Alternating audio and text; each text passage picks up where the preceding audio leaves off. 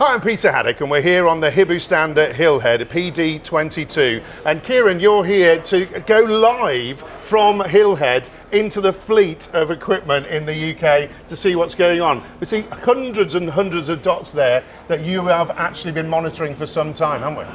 We do, yeah. We've got the level of connectivity these days, believe it or not, even from down here in the quarry, to be reporting live data on a fleet of machinery, which you can see is across Ireland and the UK, which has been connected for us for just over 2 years now. Right. So we've got quite a heft of data behind it. We're talking about machine health, and we're talking about not just productivity like everybody was thinking about data, but it's actually how to keep that uptime going as well, isn't it? And then actually looking at how you service your equipment.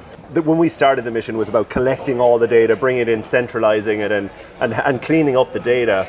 And obviously the next question is, okay, and now what do we do with it? Things like uptime. So, okay, can we switch your maintenance approach from that old-fashioned sort of calendar-based approach to actually using the data to get a usage-based approach on maintenance and say, okay, this machine's done working overtime, this one's hardly been touched. They don't require the same levels of maintenance. So allowing the data to actually push to the teams on the field.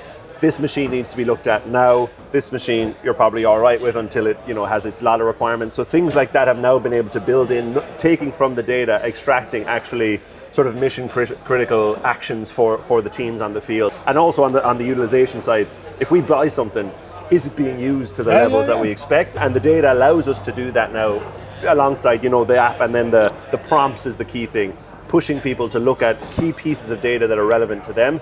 As you drill down, you can actually show some of that data now, can't you? Yes. For a specific type of machine or a category of machinery within our company, what does good look like? We think our machine needs to be used X amount of hours per week or per month, and as we can see here, everything in red, not being used enough. So this is a classic example of where you can see very easily, good, green means good, red means bad. We've set the numbers, and you can tweak those numbers over time as you learn.